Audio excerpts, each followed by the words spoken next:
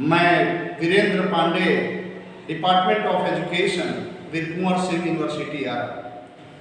पिछली कक्षा में हम लोगों ने पाठ योजना का प्रस्तुति किया था कि सामाजिक विज्ञान विषय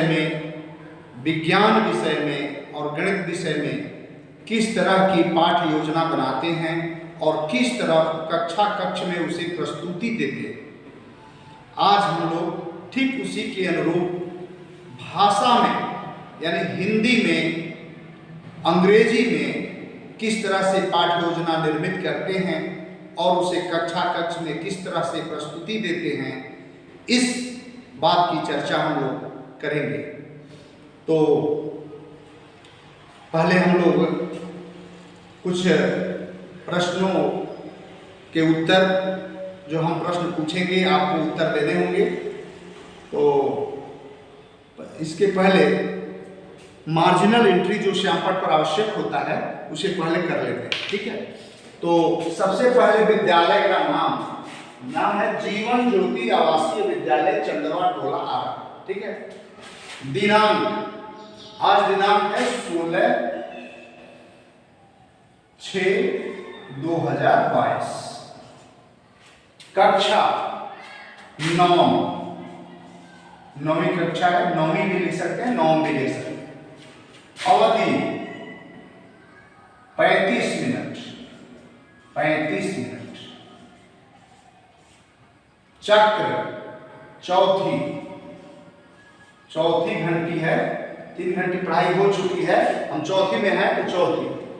विषय हिंदी, भाषा पढ़ा रहे हैं, मान लीजिए हिंदी। प्रकरण अभी नहीं लिखेंगे, जब प्रकरण हम लोग निकाल लेंगे तो कुछ प्रश्न हैं, आप जवाब देंगे और जिसको कहेंगे वही बताएगा, हाथ आप उठा सकते हैं। तो कुछ भक्ति काल के कवियों के नाम बताइए। कुछ भक्ति काल के कवियों के नाम बताइए। हाँ बताइए। क्या? Tulsidas, very good. और कबीरदास, बहुत अच्छा। और सूरदास, ठीक है, वाह। तुलसीदास, कबीरदास, सूरदास, ठीक है। दूसरा प्रश्न है कि सगुण भक्ति धारा के कृष्ण भक्त कवि कौन थे? सगुण भक्ति धारा के कृष्ण भक्त कवि कौन थे? बताइए। सूरदास, बहुत अच्छा, बैठ जाइए। सूरदास की कुछ कविताओं के नाम बताएं। सूरदास द्वारा रचित कुछ कविताएं बताइए। हाँ, सुरसरावली और हाँ, सूरसागर, बहुत अच्छा, सूरसागर। तो आज हम लोग सूरदास द्वारा रचित सूरसागर का अध्ययन करेंगे।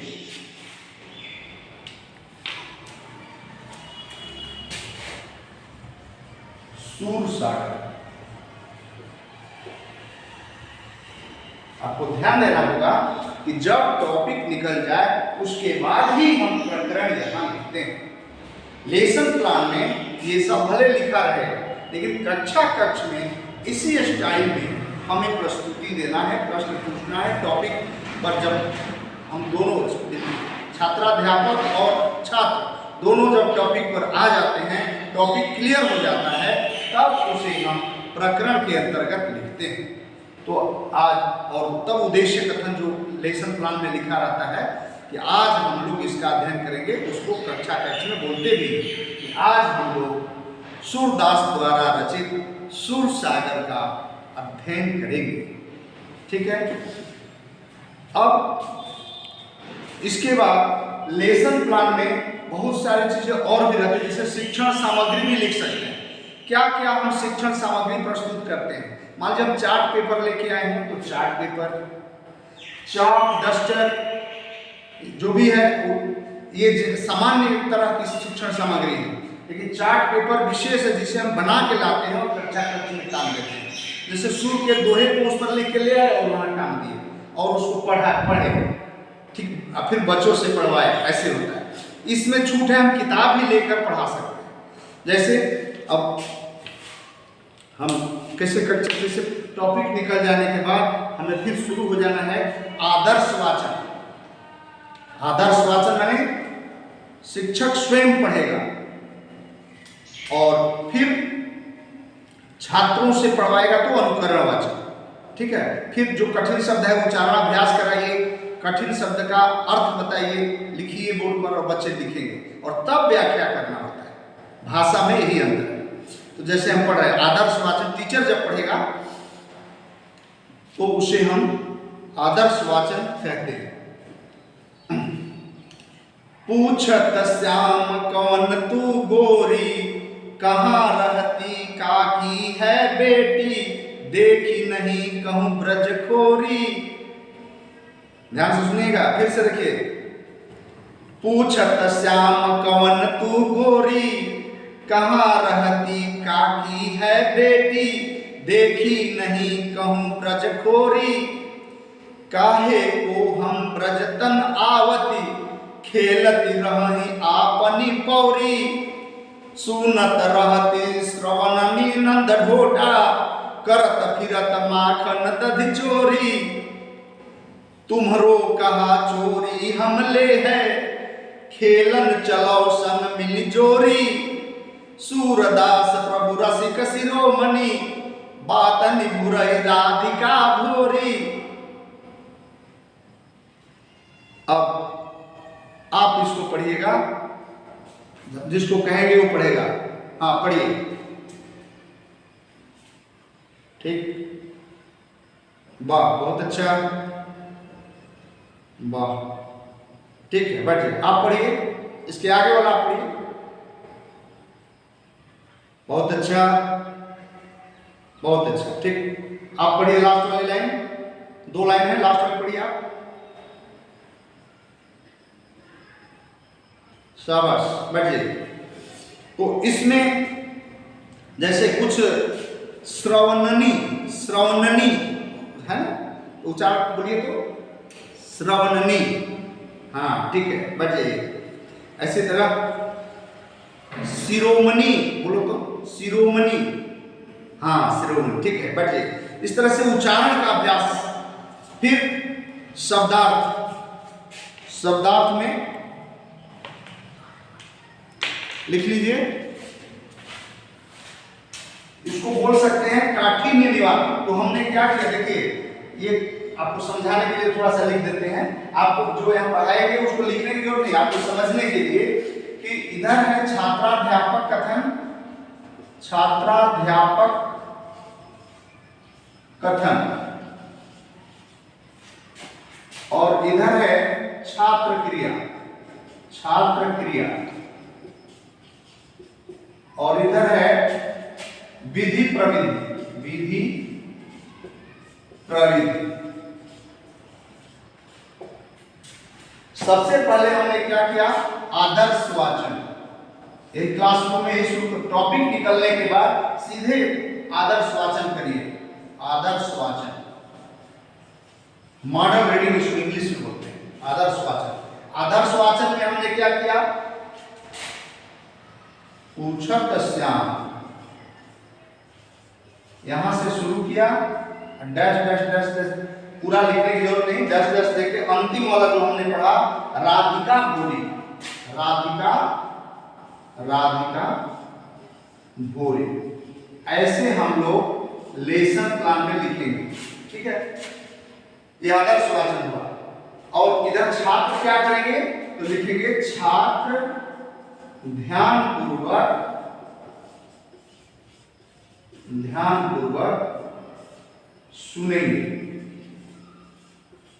सुनेंगे और पुस्तक में देखेंगे। सब पुस्तक खोल लेगा अपना और पुस्तक में देखेंगे भी,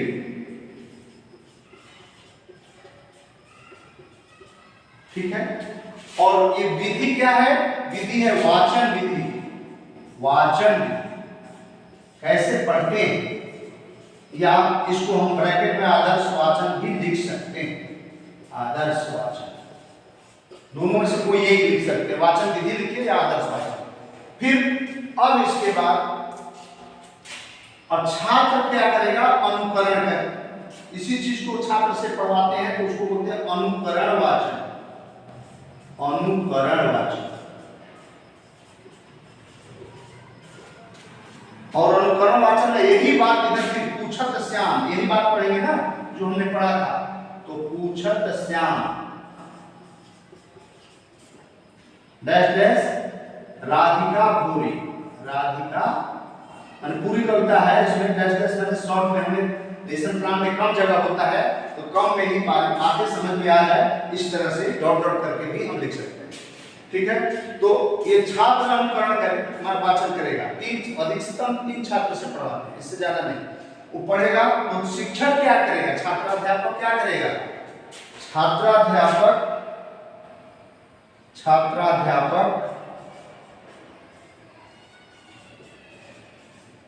ध्यान पूर्वक सुनेगा, ध्यान पूर्वक सुनेगा और गलतियों को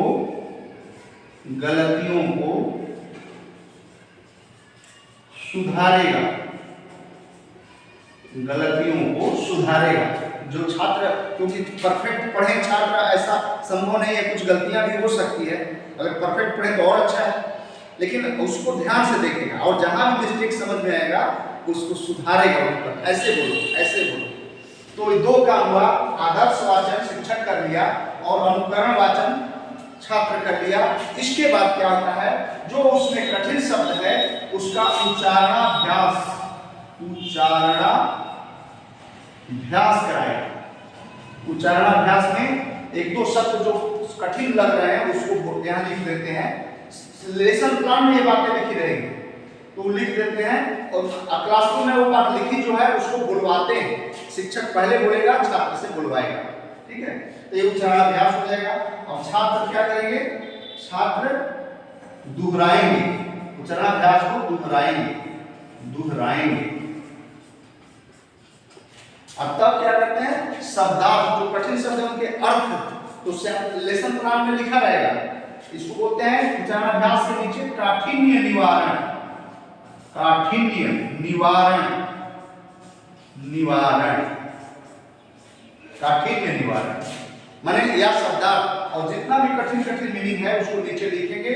और छात्र जब क्या करेंगे, छात्र अपनी उत्तर पुस्तिका में उतारेंगे, छात्र उत्तर पुस्तिका में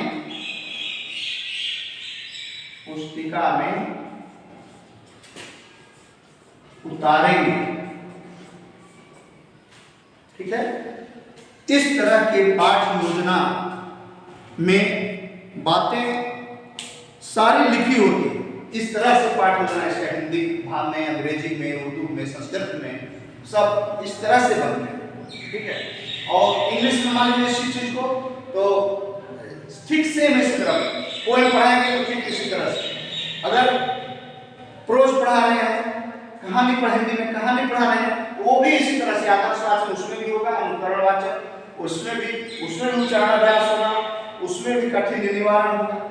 अगर इंग्लिश में है तो इसी चीज को इंग्लिश में लिखेंगे, छात्राध्यापक कथन को, पुपिल टीचर स्टेटमेंट, छात्र क्रिया को, स्टूडेंट एक्टिविटीज, विधि प्रविधि को, मेथड्स टेक्निक्स, फिर आदर्श वाचन को मॉडल रीडिंग, फिर अनुकरण वाचन को इमिटेशन रीडिंग। ठीक है, और फिर उच्चारणाभ्यास को प्रैक्टिस ऑफ प्रोनाउंसिएशन, उच्चारणाभ्यास, और फिर कठिन निवारण को डिफिकल्टीज रिमूवल या वर्ड्स मीनिंग। इस तरह से उसमें भी यही काम इसका इंग्लिश में लिख देते हैं। और इसके बाद कठिन निवारण में शब्दों के अर्थ लिखते हैं, तब व्याख्या। जैसे इसमें क्या क्या कठिन शब्द है तो उसको हमको क्लासरूम में जब हम प्रेजेंटेशन देते हैं तो कठिन शब्द को लिखना पड़ता है और छात्र अपने कॉपी में उतारते हैं। तो इसको बता देते हैं ये पाठ योजना में ऐसे लिखना है, क्लासरूम में कैसे करना है उस बात को हम लोग चर्चा करेंगे।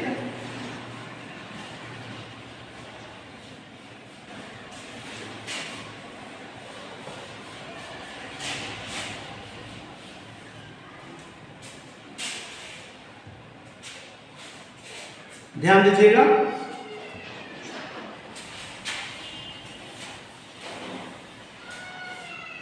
सबसे पहले क्लासरूम में आए तो सबसे पहले हमने मार्जिनल एंट्री किया। मार्जिनल एंट्री के बाद प्रकरण नहीं लिखा। पहले हम लोग प्रकरण निकाले, प्रश्न पूछे, 3 प्रश्न 4 प्रश्न मैक्सिमम 5 प्रश्न पूछे, फिर प्रकरण हम लोग का निकल गया कि आज सूरसागर। तो उद्देश्य कथन जो लेसन प्लान में कहते हैं, आज हम लोग सूरसागर के बारे में अध्ययन करेंगे। तो इस तब टॉपिक निकलने के बाद यहाँ सूरसागर लिख दिए और बोल दिए कि आज हम लोग सूरसागर के बारे में अध्ययन करेंगे। ठीक है, तो अब इसके बाद हमने आदर्श, देखिए क्लासरूम एक्टिविटीज क्या है, हम आदर्श वाचन किए, पुस्तक देख के पढ़ना, किस तरह से पढ़ते हैं। पढ़ने के बाद फिर छात्रों से अनुकरण वाचन, 3 छात्रों से थोड़े थोड़े उतने ही भाग को पढ़वाना, और पढ़ते समय जो उनमें गलतियां हैं शिक्षक उस समय सुधारता है और कठिन शब्द का उच्चारण अभ्यास कराता है। इसके बाद जो उसमें कठिन शब्द आए हैं उसका शब्दार्थ श्यामपट्ट पर लिखना होता है। जैसे कुछ उसमें शब्द आए थे, पूछत, है ना, पूछत श्याम कौन तू गोरे, पूछत माने शब्दार्थ या काठिन्य निवारण भी लिख सकते हैं, काठिन्य निवारण।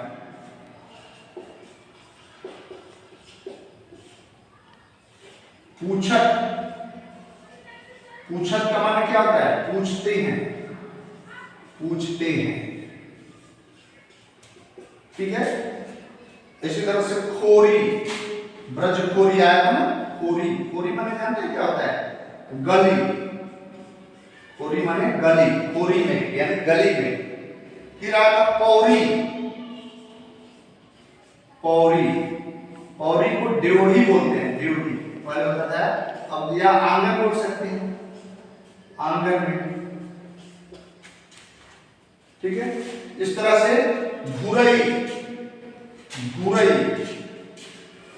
भूरई, भूरई का अर्थ है बहका देना, बहका देना। राधिका भोरी, भोरी का मतलब है, भोरी का मतलब है भोली भाली, भोली भाली। ठीक है, तो शब्दार्थ, और आप लोग इसको उत्तर पुस्तिका में नोट करते जाइए, ये नोट कर लीजिए। अब इसके बाद हम व्याख्या पर शुरू करते हैं। व्याख्या में अगर कविता है या कहानी है तो 3 बातें मुख्य होती है। संदर्भ, संदर्भ में क्या बोलेंगे, फिर प्रसंग क्या होगा, और फिर व्याख्या तब नीचे होता है। ये क्लासरूम का लेसन प्लान में भी ऐसे संदर्भ वाले लिखा रहेगा। जहां छोटा लेसन प्लान में जगह मिलेगा तो संदर्भ भी डॉट डॉट करके छोटा में लिख देते हैं, प्रसंग भी छोटा में डॉट डॉट करके लिख देते हैं, व्याख्या भी छोटा में डॉट डॉट करके लिख देते हैं। क्लासरूम में अब शब्दार्थ लिखने के बाद इसकी व्याख्या करेंगे, जिसमें सबसे पहले संदर्भ, जैसे ये पढ़े हम लोग बूझत श्याम, तो ये कहाँ की पंक्तियां हैं जिसे हम संदर्भ बताएंगे। तो प्रस्तुत पंक्तियां, प्रस्तुत पंक्तियां साहित्य मंजरी भाग 2 पाठ्य पुस्तक से ली गई है। ठीक है, और इस पंक्ति में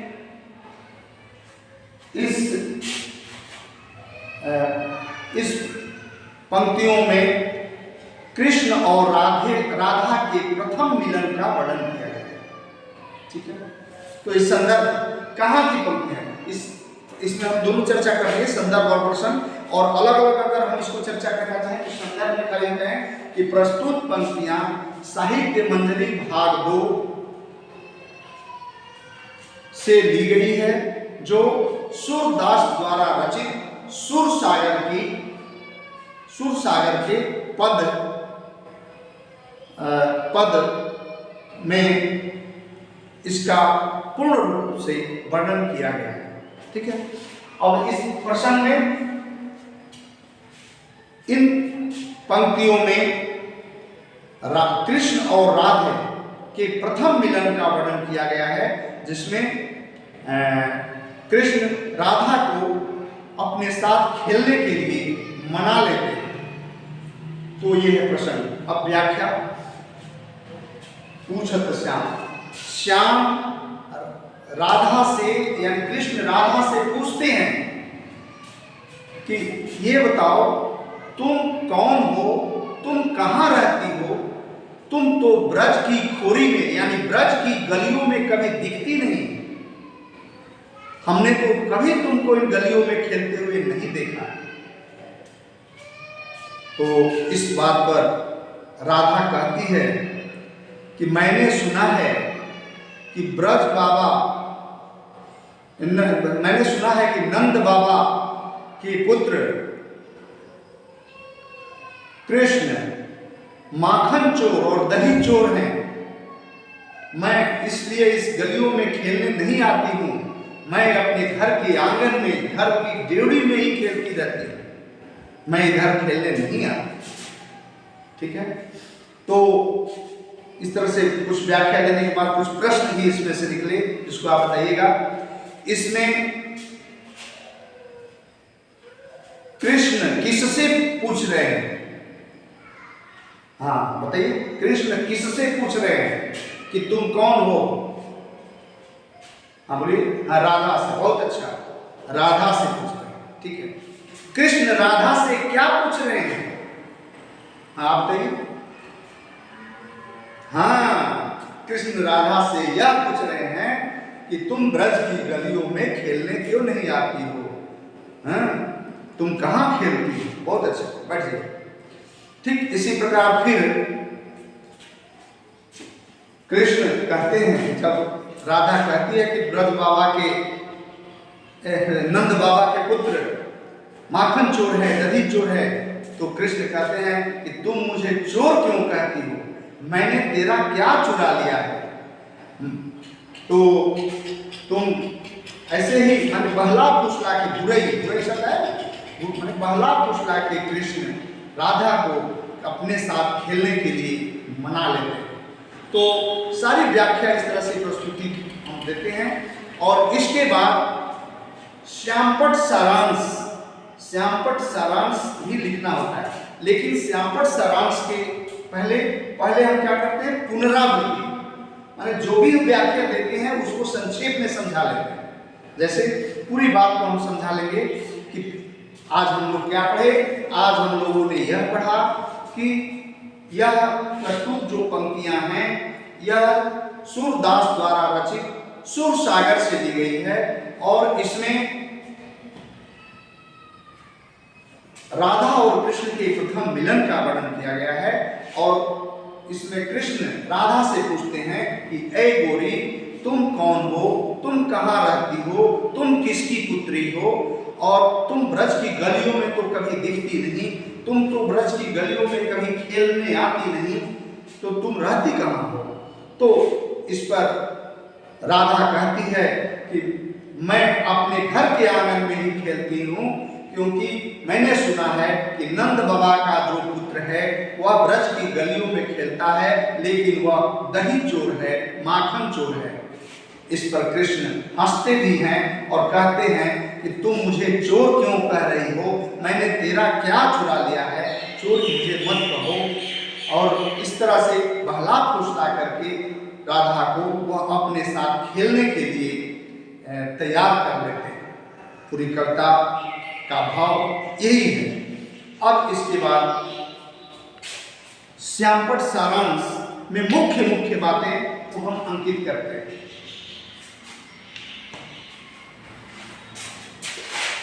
या बोलते बोलते भी बहुत सारी बातें जो आती है उसको भी हम साथ भी लिखते जाते हैं, जो हम लेसन प्लान में श्यामपट सारांश में लिखे रहते हैं। तो उस समय भी हम साथ भी लिख सकते हैं, या बाद में भी मुख्य बातों को लिख सकते हैं।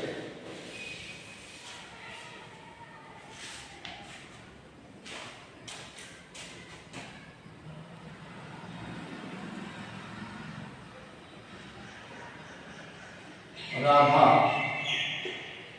कहाँ खेलती है? राधा खेलती है कहाँ? अपने आंगन में, अपने आंगन में, आंगन कहिए चाहे ड्योढ़ी में, ड्योढ़ी में। ठीक है। नंद बाबा के पुत्र, नंद बाबा के पुत्र किसको कहा गया है इसमें? कृष्ण को।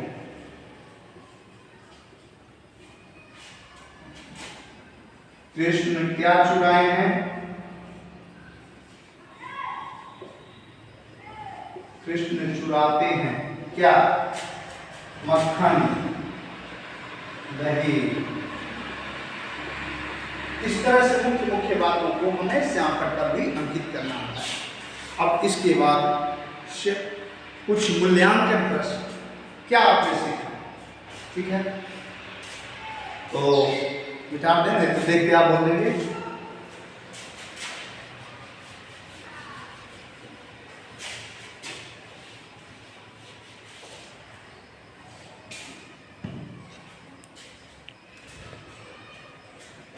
प्रस्तुत पंक्तियां कहां से ली गई?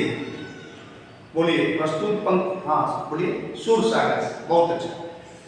सूरसागर किसके द्वारा रचित कविता है? हैं? सूरदास के द्वारा। बहुत अच्छा। इस कविता में किस बात पर फोकस किया गया है? हाँ बोलिए, बोलिए ना, आप बताइए। बहुत अच्छा। कृष्ण और राधा के प्रथम मिलन का वर्णन किया। बहुत अच्छा। कृष्ण राधा को किस लिए तैयार करते हैं? बोलिए आप लोग। हाँ, अपने साथ खेलने के लिए तैयार करते। बहुत अच्छा, शाबाश। तो अब इसके बाद गृह कार्य लिख लीजिए, लिख लीजिए।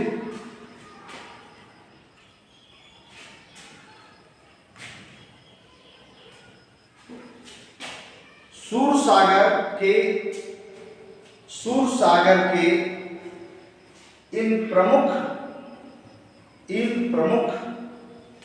दोहों का अर्थ विस्तार पूर्वक लिखकर लाएं। सूरसागर के इन प्रमुख दोहों के अर्थ विस्तार पूर्वक लिखकर लाएं। ठीक, बहुत अच्छा। अब इसी तरह से ये हमने हिंदी का बताया, ठीक इसी प्रकार से इंग्लिश में भी काम इसी तरह से चलेगा। इंग्लिश में भी